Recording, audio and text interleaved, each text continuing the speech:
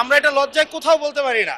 এখন আমাদেরকে যদি একটা বসার ব্যবস্থা করে দিছে, এখন মানুষের কাছে যাওয়ার জন্য যদি একটা গাড়ির ব্যবস্থা করে দেয়। মাননীয় সংসদ সদস্য নিশ্চয়ই অফিস পেয়ে খুশি হয়েছেন, আবার গাড়ি না পেলে নাখুশ হবেন। আমি সব সময় হচ্ছে বিভিন্ন মানে বিরোধিতার জন্য দাঁড়াই। আজকে থ্যাংক ইউ জানাচ্ছি যে আজকে এই ধরনের একটা সিদ্ধান্ত নিয়েছেন। আমার এই অপোজিশন থেকে আপনাদের সবাইকে থ্যাংক ইউ জানাচ্ছি যে একটা বসার অন্তত জায়গা হয়েছে। আমরা লজ্জায় একটা কথা বলি না।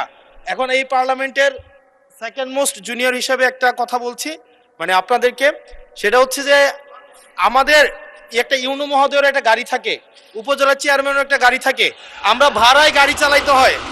আমাদেরকে যদি আমরা লজ্জায় এটা বলতে পারি না, আমরা এটা লজ্জায় কোথাও বলতে পারি না। এখন আমাদেরকে যদি একটা বসার ব্যবস্থা করে দিছে, এখন মানুষের কাছে যাওয়ার জন্য যদি একটা গাড়ির ব্যবস্থা করে দেয়, তাইলে আমাদের জন্য একটু সুবিধা হয়, মানুষের কাছে একটু যাইতে পারি। মাননীয় স্বরাষ্ট্রমন্ত্রী কিছু বলতে চান? স্পিকার, স্পিকার আপনাকে ধন্যবাদ।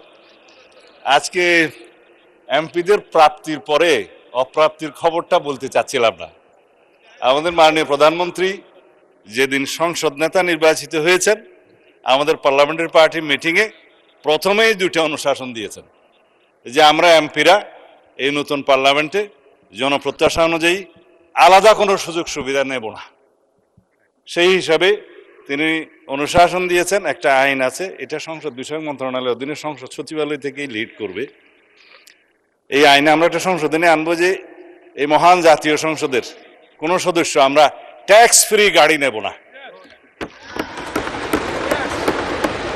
এইটা মাননীয় সদস্য বাদে বাকি সবাই চালে দিছে, কিন্তু আমাদের মাননীয় সদস্য ছাড়া দিছে।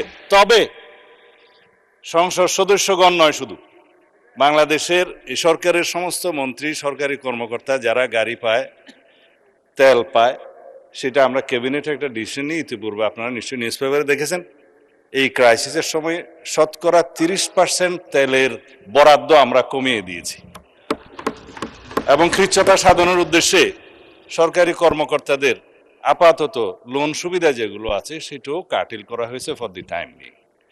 এই সমস্ত এগুলো আমরা সবই জনবান্ধব এবং জনপ্রত্যাশা অনুযায়ী যাচ্ছি, আমাদের মাননীয় প্রধানমন্ত্রীর নির্দেশনা অনুযায়ী। মাননীয় সংসদ সদস্য নিশ্চয়ই অফিস পেয়ে খুশি হয়েছেন, আবার গাড়ি না পেলে নাখুশ হবেন।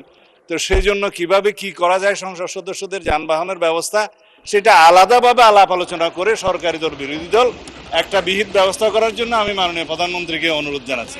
ধন্যবাদ মাননীয় স্পিকার। মাননীয় বিরোধী দলের নেতা বলুন। আমি আজকে ধন্যবাদ দিতে দাঁড়ালাম, কারণ বিরোধী দলেরই একজন সদস্য তিনি এই দাবিটা সামনে এনেছিলেন। ট্রেজারি বেঞ্চ থেকে এটাকে কগনিজেন্সে নিয়ে বাস্তবায়নের উদ্যোগ নেওয়ার জন্য আমি ধন্যবাদ জানাই। তবে একটা কথা আছে যে ছোটদেরকে কখনো না বলতে নাই, তাদের আবদারে সবসময় হা বলতে হয়। হাসনাত আব্দুল্লাহ বলে ফেলেছে, সাথে সাথে না না বললে আমি বেশি খুশি হইতাম। আমি চিন্তা করেছিলাম যে এত বড় খবরের পরে বিরোধী দল থেকে কিছু মিষ্টি খাওয়াই দিব, কিন্তু এখানে এসে বাধাগ্রস্ত হয়ে গেছি, পারলাম না, একটা ধাক্কা খাইলাম। মাননীয় স্পিকার, আপনাকে ধন্যবাদ। মাননীয় বিরোধী দলের নেতা স্বরাষ্ট্রমন্ত্রী তার শেষ লাইনে বলেছেন যে এটা তারা বিবেচনা করে দেখবেন।